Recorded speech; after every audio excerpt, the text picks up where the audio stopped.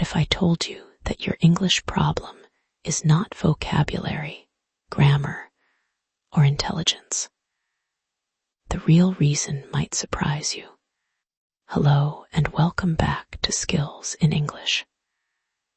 My name is Diana, and on this channel, we help adult English learners build confidence, improve fluency, and speak English naturally in real-life situations. Today, we're going to look at 3 surprising reasons your brain freezes when speaking English, and more importantly, how to fix each one. Have you ever answered a question perfectly in your head, but when someone asks you the same question in real life, your brain suddenly stops working? You know the answer, you know the words, yet somehow nothing comes out. Why does that happen? The first reason is that your brain is overloaded. Imagine someone asks you a very simple question. What did you do this weekend? It sounds easy, but inside your head, something much more complicated is happening. First, you listen to the question. Then you translate it into your native language. Next, you think about your answer. Then you try to translate that answer back into English. At the same time, you're checking your grammar. You're looking for the right vocabulary. You're wondering if your pronunciation is correct.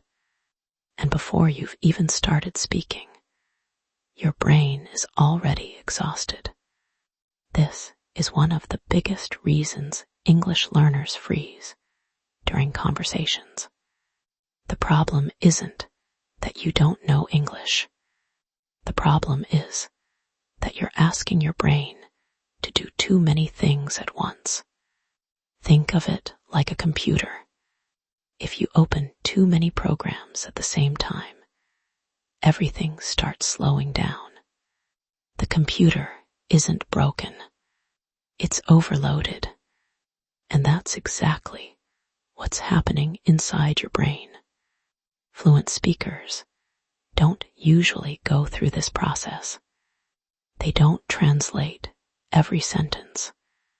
They think directly in English. That's why they can respond quickly and naturally. Now, here's the good news.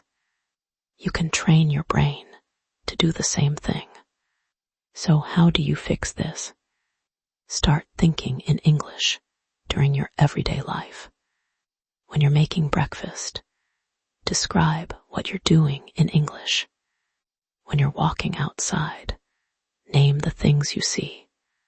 When you're planning tomorrow, try thinking about your plans in English. Don't worry about making perfect sentences. The goal is not perfection.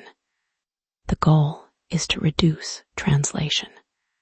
At first, it may feel strange, but over time, your brain will begin creating direct connections between your thoughts and English. And when that happens, speaking becomes much easier. Now, let's move to the second reason we're going to explore. What if the English words you're looking for are already inside your brain? What if the problem isn't that you don't know enough English? Because for many learners, that's exactly what's happening. The second reason your brain freezes is fear. Fear of making mistakes. Fear of saying the wrong thing. Fear of forgetting words. Fear of sounding foolish. Fear of being judged. Have you noticed that when you're alone, your English often sounds much better? You can create sentences. You can remember vocabulary. You can speak more comfortably. But the moment another person is involved, everything changes. Suddenly, your confidence disappears. your mind goes blank, and words you knew 5 minutes ago seem impossible to remember. This happens because fear puts pressure on your brain. Instead of focusing on communication, your brain starts focusing on avoiding mistakes. You begin searching for the perfect sentence. You want perfect grammar, perfect pronunciation, perfect vocabulary. But conversations move quickly. They don't wait for perfection. And while you're trying to create the perfect sentence, the conversation keeps moving forward. There's another problem. Many learners have a large passive vocabulary.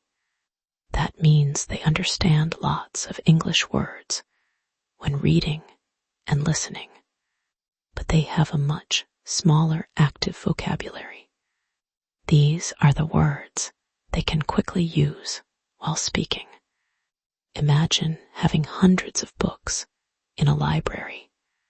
You know the books are there, but if they're not organized, it takes time to find the one you need. That's exactly what happens when speaking English. The words exist in your memory, but fear makes them harder to access.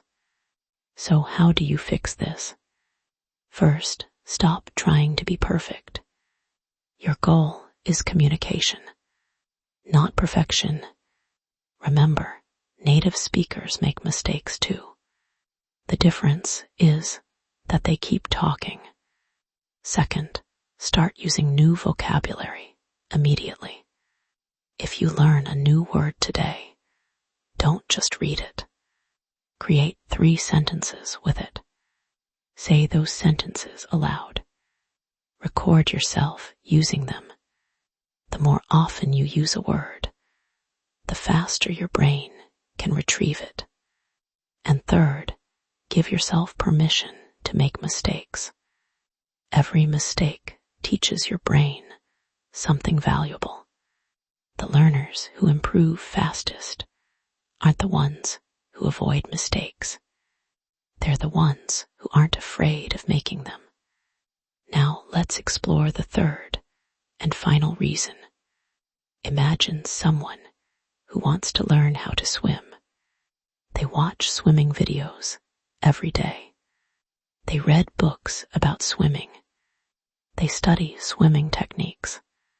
They listen to interviews with professional swimmers. But they never get into the water. Would they become a confident swimmer? Probably not. And many English learners make the same mistake. They spend hours studying English. They watch YouTube lessons. They listen to podcasts. They read articles. They memorize grammar rules. They learn vocabulary lists. And all of these things are helpful. But there's one problem. Most of them are passive activities. They help you understand English, but they don't necessarily help you use English. Then one day, a real conversation begins, and suddenly your brain freezes. Not because you don't know English, but because speaking is a skill, and skills develop through practice. Think about learning to ride a bicycle. You can read every book about cycling. You can watch hundreds of tutorials, but eventually you have to get on the bike. Speaking English works exactly the same way.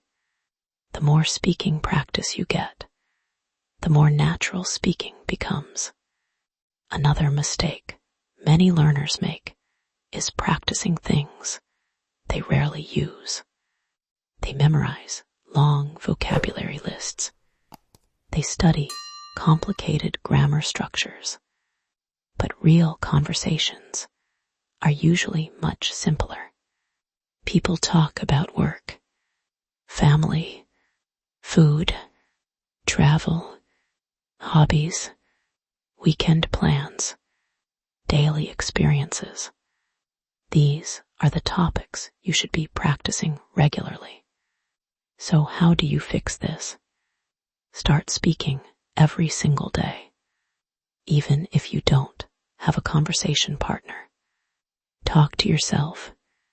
Describe your day. Read aloud.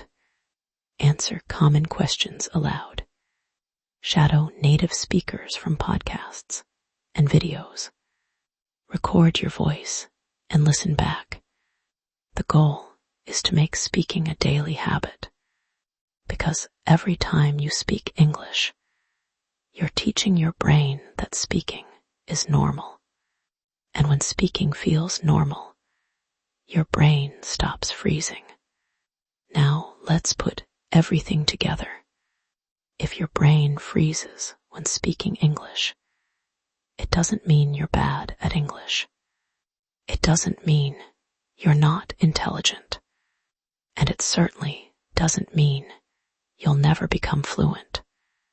Most of the time, your brain freezes because it's overloaded with translation, pressured by fear, or lacking enough speaking practice. The good news is that all three of these problems can be fixed. Think more in English. Focus on communication instead of perfection, and spend more time speaking than simply studying. Do that consistently, and you'll begin to notice something incredible. The pauses become shorter. The words come faster. The conversations feel easier. And your confidence starts growing naturally. Thank you so much for listening to today's episode. If you enjoyed this lesson and want more practical tips to help you speak English confidently and naturally, make sure you subscribe to Skills in English and turn on notifications so you never miss a new episode. Keep practicing, keep speaking, and remember, every conversation is progress. I'll see you in the next one.